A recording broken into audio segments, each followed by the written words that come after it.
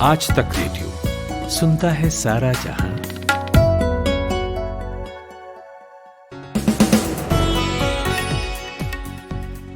Hello, नमस्कार, good evening. 26 अप्रैल की शाम है ये। मेरा नाम नितिन ठाकुर है और जिस पॉडकास्ट को आप सुनना शुरू कर चुके हैं उसका नाम दिन भर है।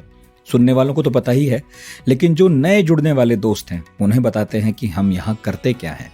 हम लाते हैं देश दुनिया की खबरें और साथ ही उन खबरों पर एनालिसिस जिन्हें जानना आपके लिए जरूरी है।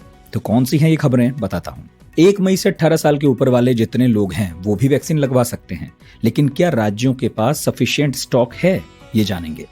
पिछले 2 हफ्तों में देश पर कोरोना का हमला कितना भयानक रहा, इसकी भी खबर लेंगे। यूपी में कोरोना मरीजों को राहत देने के लिए कई बड़े आदेश आ गए हैं, लेकिन पालन इनका हो रहा है या नहीं, ये हमारे रिपोर्टर से पूछेंगे जो इस वक्त जमीन पर मौजूद हैं और ग्राउंड रिपोर्ट देते हैं।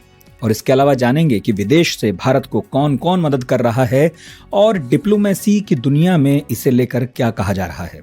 बाकी ऐसे मुश्किल वक्त में लोगों की मदद करने वालों की कहानी हम आपको सुनाते हैं, वो भी सुनाएंगे हमारे खास सेगमेंट उम्मीदों के रोशनदान में। लेकिन सबसे पहले जमशेद से सुनते हैं हेडलाइंस। दिल्ली के सीएम अरविंद केजरीवाल ने ऐलान किया है कि प्रदेश में 18 साल से अधिक उम्र वाले लोगों को मुफ्त वैक्सीन दी जाएगी। इसके लिए राज्य सरकार ने 1 करोड़ 34 लाख वैक्सीन का ऑर्डर दिया है। साथ ही केजरीवाल ने वैक्सीन मैन्युफैक्चरर्स से अपील की है कि केंद्र, राज्य और प्राइवेट अस्पतालों को एक ही दाम में वैक्सीन दी जाए। देश में कोरोना वायरस के बढ़ते मामलों के बीच आज मद्रास हाईकोर्ट में सुनवाई हुई। हाईकोर्ट ने कोरोना की दूसरी लहर के लिए चुनाव आयोग को जिम्मेदार ठहराया और कहा कि चुनाव आयोग के अधिकारियों पर अगर मर्डर चार्ज लगाया जाए तो गलत नहीं होगा। कोरोना वायरस से जूझ रहे कर्नाटक ने 2 हफ्ते के लिए लॉकडाउन जैसी पाबंदियां लगाने का ऐलान किया है। मुख्यमंत्री बीएस येदियुरप्पा ने कहा कि राज्य में दिल्ली और महाराष्ट्र से भी तेजी से कोरोना फैल रहा है, लिहाजा इन रिस्ट्रिक्शंस का फैसला किया गया है। प्रधानमंत्री नरेंद्र मोदी ने कहा है कि देश में पीएम केयर फंड से 551 पीएसए ऑक्सीजन जनरेशन प्लांट लगेंगे। उधर केंद्र सरकार ने महामारी के दौरान काम आने वाली कई चीजों को कस्टम ड्यूटी से छूट दी है। इसमें कोरोना वैक्सीन, ऑक्सीजन और उससे जुड़े उपकरण भी शामिल हैं। पश्चिम बंगाल में आज 7वें चरण की वोटिंग हुई। 34 सीटों पर शाम 5:30 बजे तक लगभग 75% वोटिंग दर्ज की गई। इन 34 सीटों में सबसे ज्यादा 9 सीट मुर्शिदाबाद और पश्चिमी बर्धमान की थी। साथ ही भवानीपुर में भी मतदान हो गया, जहां से ममता बनर्जी मौजूदा विधायक हैं। 93 ऑस्कर्स अवार्ड के दौरान फिल्म नोमैडलैंड की खूब धूम रही। फिल्म की एक्ट्रेस फ्रांसिस मैकडॉर्मेंट को बेस्ट एक्ट्रेस का अवार्ड मिला है। वहीं एंथनी हॉपकिंस को फिल्म द फादर के लिए बेस्ट एक्टर का अवार्ड दिया गया। कोरोना के बढ़ते मामलों के बीच आईपीएल टीम दिल्ली कैपिटल्स के आर अश्विन, राजस्थान रॉयल्स के एंड्रयू टॉय, बेंगलुरु के केन रिचर्डसन और एडम जाम्पा ने टूर्नामेंट से अलग होने का फैसला किया है। आईपीएल के इस सीजन के 21वें मुकाबले में आज कोलकाता नाइट राइडर्स और पंजाब किंग्स की टीमें आमने सामने होंगी। आप सुन रहे हैं आज तक रेडियो। 1 मई से देश में कोरोना वैक्सीनेशन का तीसरा चरण शुरू होने जा रहा है। इस बार 18 साल से ऊपर वाले जो भी हैं उन सभी को इंजेक्शन लग सकता है। रजिस्ट्रेशन कराना हो तो 28 अप्रैल से हो जाएगा, लेकिन ये अभियान शुरू होने से पहले ही कई राज्य सरकारों ने अपने हाथ खड़े कर लिए हैं। वो कह रहे हैं हमारे स्टॉक खाली हैं, तो वैक्सीन लगाएं कैसे। इनमें पंजाब, राजस्थान, छत्तीसगढ़ और झारखंड की सरकारें शामिल हैं। अमरिंदर सिंह कह रहे हैं कि हमारे पास 4 लाख वैक्सीन बची हैं सिर्फ। राजस्थान के स्वास्थ्य मंत्री बोल रहे हैं कि सीरम इंस्टीट्यूट से हमने बात की, वो कह रहे हैं कि जो ऑर्डर आया है उतनी कोविशील्ड 15 मई तक ही बना सकेंगे। छत्तीसगढ़ वाले अपना खाली स्टॉक दिखा रहे हैं और झारखंड ने आरोप ये लगाया है कि केंद्र ने वैक्सीन उत्पादन हैक कर लिया है। तो सवाल ये है कि क्या 1 मई से वैक्सीनेशन का मेगा ड्राइव शुरू हो सकेगा?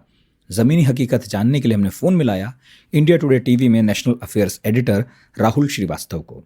देश में करीब इन सभी राज्यों को मिला लिया जाए, देश के सभी राज्यों को, तो करीब 70,800 के करीब सेंटर्स जो हैं वो ऑपरेशनल हो चुके हैं वैक्सीनेशन डिलीवर करने के लिए और करीब 14 करोड़ लोगों को इंजेक्शन लग भी चुके हैं। इसमें पहली और दूसरी डोज दोनों शामिल हैं।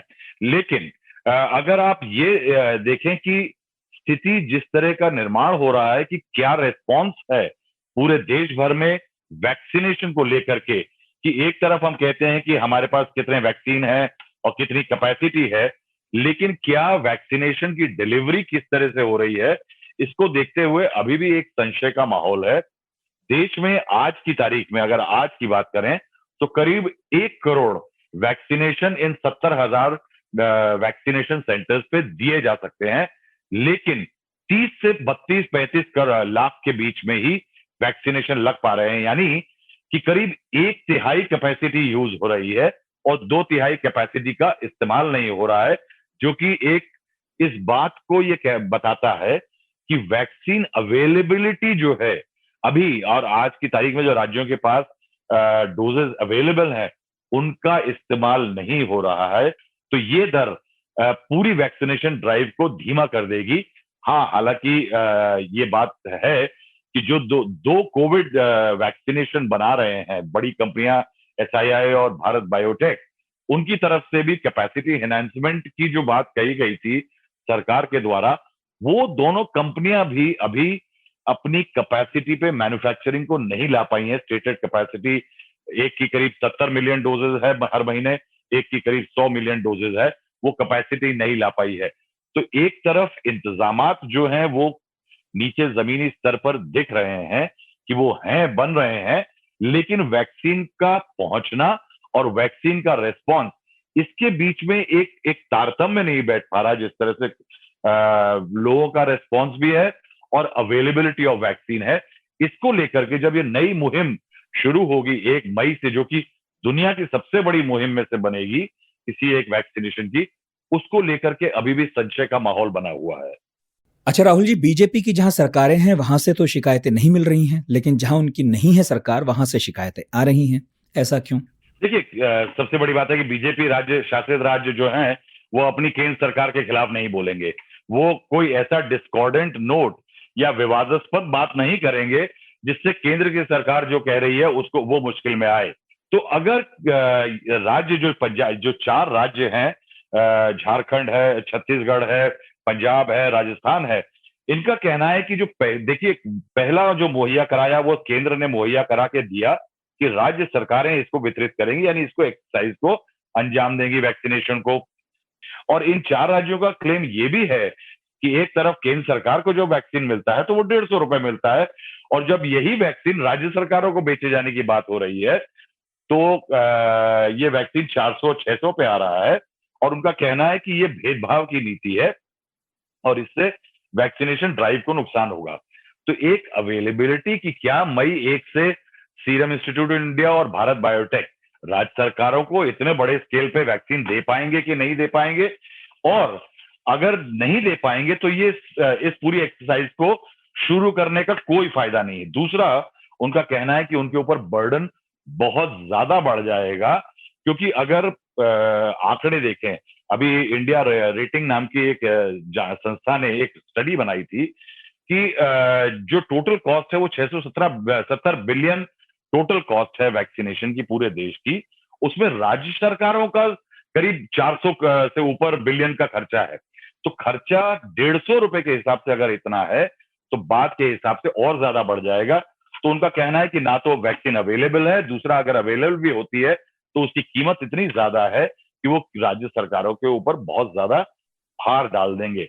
और इसीलिए मैं कह रहा हूं कि इसमें थोड़ी राजनीति और बहुत ज्यादा सामंजस्य की जो कमी दिख रही है केंद्र और सरकारों, राज्य सरकारों के बीच में, शायद ये पूरे देश की वैक्सीनेशन ड्राइव के लिए बहुत बड़ा खतरा बन रही है। देश में कोरोना को लेकर आज भी कोई राहत नहीं है। अब तो रोज रोज आंकड़े बताते हुए मन खराब भी होता है। 24 घंटों में 3,54,000 से ज्यादा केस आए हैं। दुनिया के सारे देशों के मिला लीजिए तो भी हमारे नंबर सबसे ज्यादा हैं। 2,806 लोग जान खो चुके हैं। पिछले 2 हफ्तों ने देश के हेल्थ इंफ्रास्ट्रक्चर को घुटनों पर ला दिया है। लोग सरकार का मुंह ताक रहे हैं कि अब कुछ ठोस हो कि ये आंकड़े नीचे गिरें। हमने इंडिया टुडे की डेटा इंटेलिजेंस यूनिट के मयंक मिश्रा से बात की और पूछा कि पिछले सिर्फ 2 हफ्तों के बारे में बताएं कि test positivity rate, case fertility rate और आर वैल्यू कितना रहा। सबसे मतलब इस वीक का जो सबसे अलार्मिंग ट्रेंड हमको लग रहा है मेरे हिसाब से वो है पॉजिटिविटी रेट जो है, बेसिकली कि जितने टेस्ट हो रहे हैं उसमें से कितने पॉजिटिव पाए जा रहे हैं। और कुछ जगह, जैसे 2 जगह ये 30% से ज्यादा है, मतलब हर तीसरा केस जो है वो पॉजिटिव है। इंडिया के केस में ये 20% हो गया है, 19% करीब है। इसका मतलब हर 5 टेस्ट में से एक जो है कंफर्म मामला आ रहा है। अब हमको मोटा मोटी अगर टेस्ट का आंकड़ा देखेंगे तो टेस्ट में बहुत ज्यादा बढ़ोतरी नहीं है, लेकिन कंफर्म्ड केसेस हमको पता है कि अब एवरेज लास्ट वीक का एवरेज जो था वो 3 लाख से ज्यादा है। तो इसका मतलब है क्या कि बहुत सारे ऐसे मामले हैं जिनका हमको पता ही नहीं है। तो पॉजिटिविटी, और ये हर स्टेट में, 1-2 को छोड़ दिया जाए, जैसे महाराष्ट्र में सिर्फ अभी बड़े स्टेट में सिर्फ महाराष्ट्र है जहाँ पॉजिटिविटी थोड़ा सा डाउन हुआ है। अभी भी वो 24% के आसपास है, लेकिन लास्ट वीक की तुलना में थोड़ा सा डाउन हुआ है। बाकी सब जगह, और खास करके जहाँ चुनाव हो रहे हैं या जहाँ अभी चुनाव हुए, वहाँ पॉजिटिविटी रेट जो है बड़ी तेजी से बढ़ा है। वेस्ट बंगाल में बढ़ा है, केरल में बढ़ा है, आसाम में भी बढ़ रहा है, तमिलनाडु में भी बढ़ रहा है। इसके अलावा जो राज्य फर्स्ट वेव में अछूते थे, मामूली उन पे ज्यादा फर्क नहीं पड़ा था, केसेस भी बहुत कम थे, जैसे बिहार और यूपी, वहां भी मामले बड़ी तेजी से बढ़ रहे हैं। पॉजिटिविटी रेट भी बहुत तेजी से बढ़ रहा है। तो एक तो ये हो गया। दूसरा अलार्मिंग ट्रेंड है कि केस फैटेलिटी रेट जो है, और ये केस फैटेलिटी रेट है बेसिकली कि जितने कंफर्म्ड केस हैं उसमें प्रोपोर्शनेटली कितने लोग, मान लीजिए 100 कंफर्म्ड केस है तो उसमें से कंफर्म केस में से कितने मर रहे हैं। मौत बहुत दुखद है, कोई भी मौत, लेकिन आंकड़ा को समझने के लिए ये फर्स्ट वेव में भी कम था और सेकेंड वेव में इससे भी कम था, लेकिन अब अचानक देख रहे हैं कि वो आंकड़ा भी बहुत तेजी से बढ़ने लगा है। और कुछ स्टेट में, 3-4 स्टेट है, मेरे ख्याल से 5 स्टेट है अभी, लास्ट वीक का मैं एवरेज की बात कर रहा हूँ, 5 स्टेट में 1% से ज्यादा हो गया है।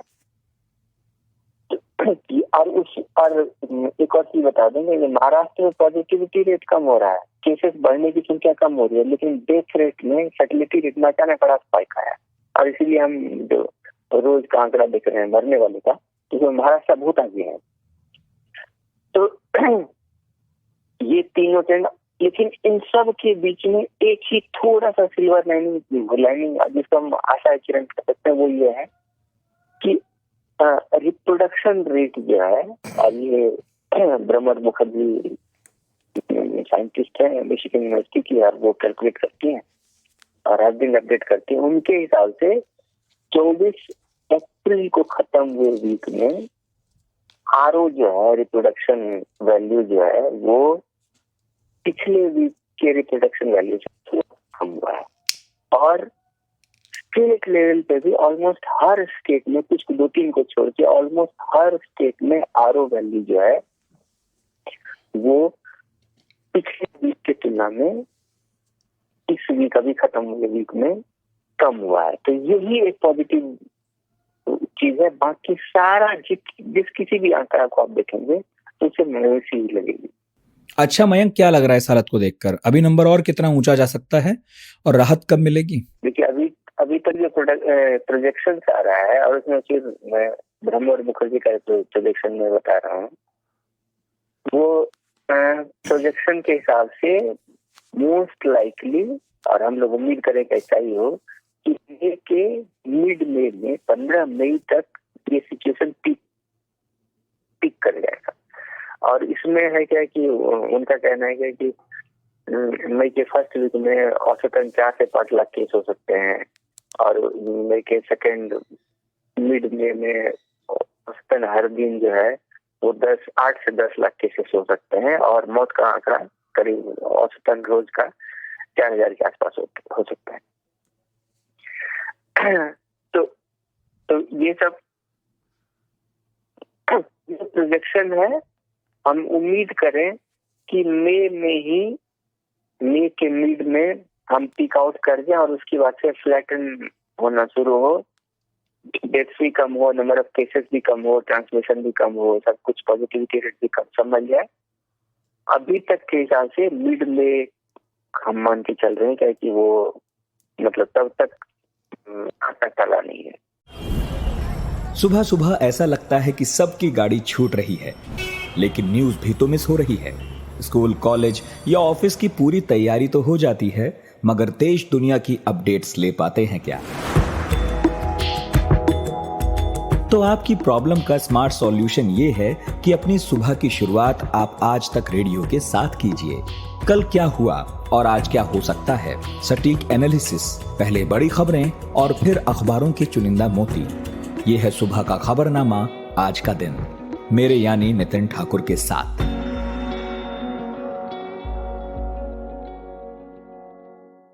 यूपी की हालत भी कोरोना की दूसरी लहर में बुरी तरह खराब है। आज तक रेडियो के रिपोर्टर पूरे प्रदेश में जमीनी हालात का जायजा ले रहे हैं कि लोग किन परेशानियों से जूझ रहे हैं। हालांकि अब सीएम योगी आदित्यनाथ ने कुछ राहत देने वाले आदेश तो जारी किए हैं। कहा है कि कोई भी अस्पताल किसी मरीज को वापस नहीं लौटाएगा। अगर सरकारी अस्पताल में बेड नहीं है तो निजी अस्पताल में भर्ती किया जाए और सारा खर्चा राज्य सरकार उठाएगी। लेकिन आदेश होने और लागू करने में बड़ा फर्क है। तो हमारे साथ हैं आज तक रेडियो रिपोर्टर शिवेंद्र श्रीवास्तव। उनसे हमने पूछा कि जमीन पर हालात क्या हैं और आदेशों का पालन हो सका या नहीं। देखिए, सरकार ने बेशक ये बात कह दी है कि किसी भी तरीके की कोरोना से पीड़ित मरीज को दिक्कत न हो, प्राइवेट अस्पताल मना नहीं कर सकते। कोविड कमांड सेंटर से पूरी मदद दी जाएगी, कॉल सेंटर से मदद दी जाएगी। लेकिन जब हमने हकीकत जानने की कोशिश की और कोविड कमांड सेंटर पहुंचे तो वहाँ हालात वैसे ही बदतर हैं। वहाँ तमाम परिवार ऐसे थे जो अपने परिजनों के लिए इलाज के लिए दर दर भटक के आ रहे थे, कई दिन से कोशिश कर रहे थे, कोरोना पॉजिटिव थे और वो चाहते थे कि उनको जल्द से जल्द राहत मिले, क्योंकि उनका ऑक्सीजन लेवल गिर रहा था, स्थिति गंभीर हो रही थी। लेकिन कोविड कमांड सेंटर में तो किसी तरीके की उनको मदद मिलती दिख नहीं रही थी। उनकी शिकायत ये थी कि सीएमओ से मुलाकात भी नहीं हो सकती है और अंदर कोई डॉक्टर संपर्क नहीं कर रहा है इस बात के लिए कि उनको मदद कैसे दी जाए। साथ ही साथ सरकार ने जो साफ तौर पर कहा था कि कोई प्राइवेट अस्पताल मना नहीं कर सकता इलाज के लिए, भर्ती करने के लिए, वो भी कहीं सच्चाई नहीं दिखती, क्योंकि उनमें से कई की शिकायत थी कि वो प्राइवेट अस्पतालों में गए, चाहे वो सहारा हॉस्पिटल हो, चाहे वो मेयो हो और चाहे वो इरा हॉस्पिटल हो, वहां गए तो सभी जगहों पे कहा गया है तो सीएमओ से लेटर लिखा के लाइए, और जहां लोग सीएमओ से लेटर लिखवा करके या पूरी फॉर्मेलिटीज करके गए वहां भी बेड नहीं है ये कह करके उनको वापस भेजा गया। तो कहीं ना कहीं सरकार ये दिखाने की कोशिश तो कर रही है कि वो प्रयास कर रही है और कुछ धरातल पर प्रयास किए भी जा रहे हैं, लेकिन उनका फायदा अगर किसी मरीज को या परिजनों को मिल रहा हो ऐसा दिखता नहीं है, क्योंकि सीएमओ के लेटर वाली व्यवस्था अभी भी प्राइवेट हॉस्पिटल मान रहे हैं। सरकारी अस्पतालों में जगह नहीं है और सरकारी अस्पतालों में सुविधाएं उतनी अच्छी नहीं है, ये अभी भी हकीकत है। और तो और कमांड सेंटर जो बनाया गया है सिर्फ इसलिए मदद के लिए है। कॉल सेंटर में कम से कम 50 से ज्यादा लोग बिठाए गए हैं लोगों की समस्याओं को दूर करने के लिए कॉल के जरिए, वो भी दुरुस्त नहीं दिखती। तो कहीं जो भयावह हालात हो रहे हैं उससे दोहरी मार पड़ रही है मरीजों और परिजनों पर कि एक तो उनके परिवार में कोई कोरोना संक्रमित है उसकी वजह से परेशान है, दूसरे सरकार की तरफ से जो वादा खिलाफी और जो गलत बयानी की गई है उस सब का असर भी सीधे तौर पर उनके सेहत पर, उनके उस पर पड़ रहा है, जीवन पर पड़ रहा है। अच्छा शिवेंद्र, ये बताइए कि किस तरह की परेशानी यूपी के लोग उठा रहे थे जो आपने देखी थी अस्पतालों में जाकर, और अब ये हालत कुछ सुधर पाई है क्या? देखिए, जो शुरुआत से परेशानियां हो रही थी, सबसे ज्यादा परेशानी तो आज के दिनों में ऑक्सीजन की हो रही थी। लंबी लंबी कतारें, परिजनों के लिए ऑक्सीजन नहीं मिल रही थी, चाहे वो इंडिविजुअल हों या हॉस्पिटल्स हों, उन सब की शिकायत थी। यहाँ तक कि अस्पतालों ने बाहर नोटिस भी लगा दिए कि हमारे पास ऑक्सीजन खत्म हो रही है, अब हम आगे इलाज नहीं कर पाएंगे और मरीजों को अपने ले जाएं, यहाँ तक की नोटिस लगाई गई। लेकिन इस फ्रंट पर सरकार ने सबसे ज्यादा काम करने की कोशिश की और कोशिश इस बात की थी कि ऑक्सीजन की जो आपूर्ति है वो पूरी की जाए। उसके लिए बाकायदा जो बोकारो जो प्लांट है ऑक्सीजन का, वहां से भारी मात्रा में टैंकर्स के जरिए, रेल के जरिए मंगाए गए ऑक्सीजन, और उसके अलावा हवाई जहाज से भी मंगाई गई। तो कहीं ना कहीं उस कमी को पूरा करने की कोशिश की, लेकिन चूंकि भयावहता इतनी है मामले की, तो इंस्टीट्यूशनल जो सप्लाई है इससे हो सकती है जो बाहर से मंगाई गई। लेकिन डिमांड इतनी ज्यादा बढ़ चुकी है कि हर इंडिविजुअल घर में जो आइसोलेशन में है या उसका ऑक्सीजन लेवल कम हो रहा है या घबराहट में या फ्यूचर में सिक्योर करने के लिए अपने आप को सपोर्ट सिस्टम डेवलप करने के लिए वो चाहते हैं घरों में सिलेंडर रखें, उन सब के चलते मांग इतनी ज्यादा बढ़ गई है कि उसकी वजह से लंबी लंबी कतारें आज भी देखने को मिल रही है और ये बड़ा चैलेंज है। हालांकि उसके अलावा भी बहुत सारी कमियां थी जो अभी बदस्तूर बनी हुई, चाहे जो सिविल इंजेक्शन था जो बताया जाता है लगाने के लिए, वो ब्लैक मार्केटिंग उसकी हो रही है। उस पर भी सरकार ने कोशिश की कि कालाबाजारी रोकी जाए, लोगों को गिरफ्तार किया गया, लेकिन वो अभी भी कमी है। इसके अलावा कुछ एसेंशियल मेडिसिन हैं जो अदर देन कोरोना पेशेंट्स के इस्तेमाल होती हैं, वो बाजार से नजारत है, कम है, सप्लाई कम है। तो ये सब समस्याएं हैं और अचानक से डिमांड इतनी बढ़ी हुई है, चाहे वो अस्पतालों में बेड्स की हो, ऑक्सीजन की हो, दवाइयों की हो या मेडिकल सपोर्ट सिस्टम की हो, उन सब की डिमांड इतनी ज्यादा बढ़ गई है कि अभी हाल फिलहाल ऐसा बहुत ज्यादा अंतर नहीं दिखता। हाँ, ऑक्सीजन के फ्रंट पर सरकार ने प्रयास जरूर बहुत गंभीरता से किए हैं और उसका कुछ कुछ असर इसलिए देखने को मिल रहा है क्योंकि वो एक ऐसी चीज थी जिसके चलते लोग रास्ते में दम तोड़ रहे थे या गाड़ियों में, घरों में, अस्पताल के रास्ते में। तो ये बेहद जो नुकसानदेह हो रहा था सरकार की इमेज के लिए भी और लोगों के लिए तो था ही बहुत खराब, क्योंकि कोई अपना परिजन इलाज मिले बगैर ही खो दे ऑक्सीजन की कमी से, वो बड़ी दर्दनाक स्थिति थी। तो वो दूर करने की कोशिश जरूर सरकार ने की है और उसमें कुछ सफलता पाई है, लेकिन बैकलॉग और डिमांड और सप्लाई के बीच में इतना ज्यादा डिफरेंस हो गया है कि वो दिक्कत थोड़ी जरूर बनी रहेगी। तो अभी सरकार जो कोशिश कर रही है वो ऑक्सीजन के फ्रंट पे जरूर कारगर थोड़ी सी दिख रही है, बाकी अभी स्थिति वैसी ही बदतर दिखती है।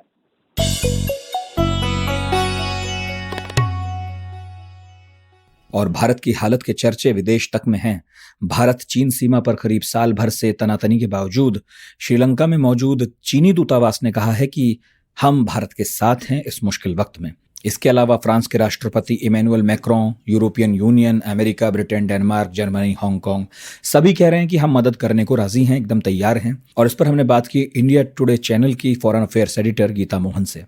जी देखिए, जब से ये सेकंड वेव शुरू हुआ है भारत में, तो भारत को ये अंदाजा हो गया है कि न केवल बिस्तर और हॉस्पिटल बेड्स की कमी है, सबसे ज्यादा जो कमी नजर आ रही है जिसमें भारत बहुत ही बुरी तरीके से फंस चुका है, वो है मेडिसिन को लेकर, दवाइयों को लेकर और ऑक्सीजन को लेकर। तो जब बाकी देशों ने देखा भारत का हाल बहुत बुरा हो गया है, तो उन्होंने इन दो एरियाज को कवर करते हुए अपने मदद का हाथ आया है उन्होंने। एक तो ऑक्सीजन को लेकर अगर देखें तो ऐसा नहीं है कि भारत में ऑक्सीजन की कमी है। ऑक्सीजन जो इंडस्ट्रियल ऑक्सीजन है उसको मेडिकल ऑक्सीजन बनाने में ज्यादा वक्त नहीं लगता है, लेकिन भारत को सबसे ज्यादा जो शॉर्टेज नजर आ रहा है वो है टैंकर्स और जो कैपेसिटी बिल्डिंग होता है जिसमें ट्रांसपोर्टेशन की बात करते हैं कि ऑक्सीजन को एक जगह से दूसरी जगह कैसे ले जाया जाए। तो उसी में अगर आप देखें कुछ देश हैं जिन्होंने अपना हाथ बढ़ाया है। यूएई, सऊदी अरेबिया में जो लिंड कंपनी है जिसके साथ अडानी ग्रुप और टाटा ग्रुप दोनों बहुत ही ज्यादा काम करते हैं महाराष्ट्र में, लिंड कंपनी ने अपने कंटेनर्स अडानी और टाटा ग्रुप के थ्रू भेजा है। दूसरा, उन लोगों ने लिक्विड ऑक्सीजन भी सऊदी अरेबिया और यूएई पर्टिकुलरली से मंगवाया है। दूसरे बहुत इंपॉर्टेंट देश जो हमें कंटेनर्स भेज रहा है, जो इंडियन एयरफोर्स की मदद से, हमारी भारतीय सेना की मदद से भारत आ रहा है, वो है सिंगापुर से हमें कंटेनर्स मिल रहे हैं। कंटेनर्स कुछ और ऐसे देश हैं जैसे रशिया, वहां से भी मिल रहे हैं। रशिया हमें रेमडेसिविर जो एक दवाई है, एंटीवायरल ड्रग, जो बहुत ही कम हो चुका है भारत में, बहुत ही मुश्किल से मिल रहा है, उसमें भी रूस हमारी मदद कर रहा है। कुछ और देश है जो पीपी किट्स ऑफर कर रहे हैं, वेंटिलेटर्स ऑफर कर रहे हैं, ऑक्सीजन सिलेंडर्स ऑफर कर रहे हैं, जिसमें आप जर्मनी गिन सकते हैं, हांगकांग गिन सकते हैं। हांगकांग ने भी मदद के लिए पीपी किट्स और बीपैप मशीन्स भेजे हैं। डेनमार्क कंटेनर्स भेज रहा है। तो अगर आप पूरी तरीके से जो हेल्प मिल रहा है अगर आप उसको देखें तो ऑक्सीजन को लेकर कंटेनर्स, सिलेंडर्स, लिक्विड ऑक्सीजन और ऑक्सीजन ट्रांसपोर्ट करने की जो फैसिलिटीज होते हैं उनको इंपोर्ट किया जा रहा है कुछ देशों से हमें मेडिकल सप्लाईज मिल रही हैं और कुछ देशों से हमें पीपी किट्स, वेंटिलेटर्स, मास्क मिल रहे हैं। गीता जी, मदद तो आ रही है और राष्ट्राध्यक्ष जो है वो ट्वीट में इसकी घोषणा भी कर रहे हैं, लेकिन मैंने पीएम मोदी का नाम कहीं लिखा नहीं देखा। इसे किस तरह से देखें? डिप्लोमेसी में इशारों की बड़ी अहमियत होती है। क्या दुनिया में ये मैसेज गया है कि मौजूदा सरकार इस पेंडेमिक को ठीक से टैकल नहीं कर सकी? आपने बिल्कुल सही पॉइंट आउट किया है कि कहीं ना कहीं अगर आप लीडरशिप देखें, जब वैक्सीन भेजे जा रहे थे भारत से, तो काफी सारे लीडरशिप, इन्हीं लीडर्स, जिन लीडर्स की आप बात कर रहे हैं, ने प्रधानमंत्री नरेंद्र मोदी का नाम लेते हुए धन्यवाद किया था। लेकिन अब जब भारत को जरूरत है और जब वो आगे बढ़ के चीजें भेज रहे हैं भारत, तो वो भारत को मेंशन कर रहे हैं, ना कि प्रधानमंत्री नरेंद्र मोदी को। तो कहीं ना कहीं एक तो ये है कि जब फॉरेन पॉलिसी की बात करते हैं तो हर देश ये बताना चाहता है और ये जताना भी चाहता है कि अगर किसी का फॉरेन पॉलिसी, किसी के डोमेस्टिक पॉलिसी पैरालिसिस की वजह से कुछ गड़बड़ हुआ है किसी देश में, तो वो देश उसको ओन अप नहीं करेगा, कोई बाहर का देश। दूसरी बात, उनको ये लगता है कि भारत के साथ उनके रिश्ते बस नरेंद्र मोदी की वजह से नहीं है, नरेंद्र मोदी के बावजूद भी है। इसीलिए जब वो मदद भेज रहे होते हैं तब वो बस भारत का नाम लेते हैं, क्योंकि वो भारत को भेज रहे हैं, भारत के लोगों के लिए भेज रहे हैं। लेकिन कुछ ऐसे लीडर्स हैं जिन्होंने अब भी कहा है कि जब उनको जरूरत थी तो नरेंद्र मोदी उनके साथ खड़े थे, तो आज वो नरेंद्र मोदी के साथ खड़े होंगे। लेकिन हाँ, जैसे आपने सही कहा, बहुत कम ऐसे लीडर्स हैं जिन्होंने नरेंद्र मोदी का नाम लेते हुए धन्यवाद किया हो या फिर हाथ बढ़ाया हो या तो ये कहा हो कि हम प्रधानमंत्री नरेंद्र मोदी की वजह से भेज रहे हैं। भारत आज ऐसी जगह पे खड़ा है, ऐसे मुकाम पे पहुंचा हुआ है जहां पर भारत किसी लीडरशिप के वजह से नहीं बना है। भारत इतना इंपॉर्टेंट है कि अगर भारत को आप मदद करेंगे तो आपको ये पता है कि फ्यूचर में कोई भी हो भारत का प्रधानमंत्री, कोई भी यहाँ पे लीडरशिप के रोल पे हो, उनको भारत की जरूरत जरूर पड़ेगी। इसीलिए जो स्टेटमेंट्स होते हैं हेल्प के, वो नॉर्मली कंट्री स्पेसिफिक होता है, ना कि लीडरशिप स्पेसिफिक। लेकिन जब थैंक यू नोट्स जाते हैं वो लीडरशिप स्पेसिफिक होते हैं। और अब वक्त है हमारे खास सेगमेंट उम्मीदों के रोशनदान का। उम्मीदों का रोशनदान।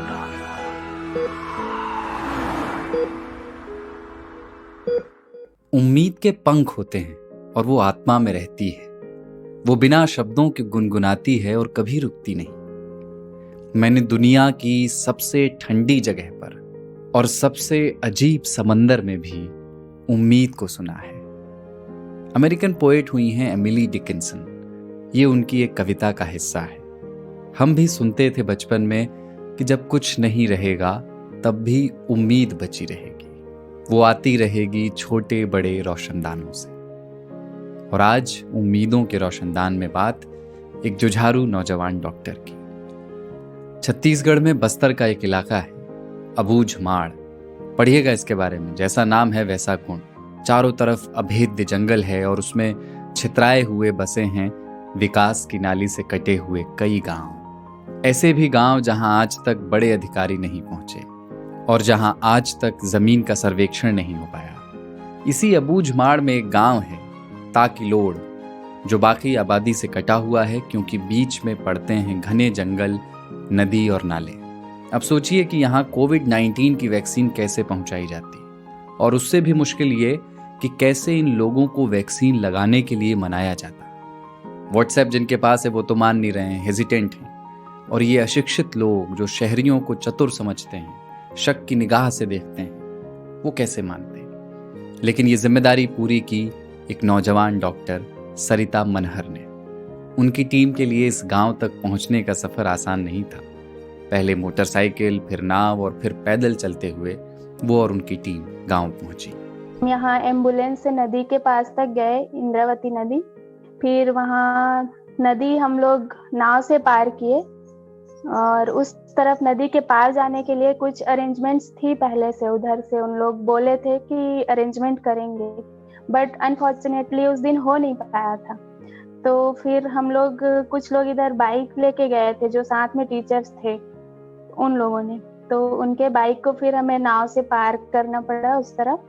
सामान जो भी कैंप के लिए जरूरी था, जैसे मेडिसिन वगैरह थे और कुछ वर्कर्स थे, तो उनको पहले बाइक से उस तरफ मतलब ताकिलोड़ के लिए भेज दिए। फिर बाकी हम 5-6 लोग बच गए थे। तो बाकी लोग फिर 2-3 किलोमीटर लगभग ऐसी जंगल की पगडंडी में पैदल ही गए वहां तक। और गांव तक पहुंचना तो सिर्फ आधी कामयाबी थी। असल समस्या थी अपनी ही दुनिया में रहने वाले गांव के इन लोगों को वैक्सीन लगाने के लिए मनाना। जो गांव के लोग हैं वहाँ के काफी मतलब भोले भाले से हैं और लिटरेसी रेट भी मतलब उधर बहुत कम ही है। बस गिने चुने लोगों को हिंदी आती है और यहाँ के लोग गोंडी में बात करते हैं और 1-2 मिल जाते हैं जो हिंदी समझते हैं, हिंदी बताते हैं।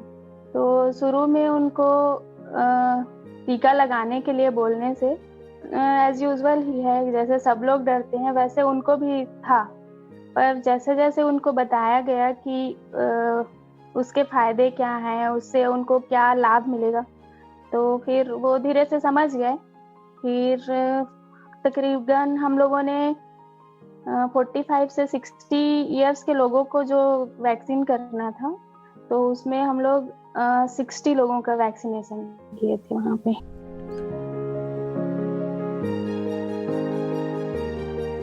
तो इस तरह डॉक्टर सरिता ने ताकिलोड़ गांव तक वैक्सीन पहुंचाई। और मजे की बात जानते हैं क्या है कि वो इस गांव में पहुंचने वाली पहली महिला डॉक्टर थी। सक्सेस रेट देख रहे हैं आप महिला डॉक्टर्स का। आज तक रेडियो की ओर से उन्हें सलाम। और कोरोना के इस दौर में उम्मीदों की एक और कहानी, उम्मीदों के रोशनदान कल फिर ले आएंगे आपके लिए।